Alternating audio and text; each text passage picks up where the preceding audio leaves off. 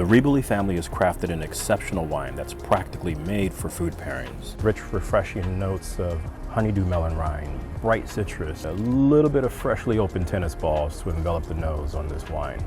Our vehicle that we'll pour this into is the Creuset white wine glass. Just a lightly butter pan toasted French baguette spread with fromage dauphinois, chopped green onion, with a little bit of whitefish roe. Another option is drizzle the baguette with clover honey, 3 red pepper Gouda, some crispy turkey bacon, topped with an assortment of chopped olives. We've created a bright, savory, veggie-forward dish rich with fall flavors. Again, this is an extremely versatile wine that stands confidently on its own and paired with a multitude of culinary options. I'm a firm believer that you feast with the eyes first.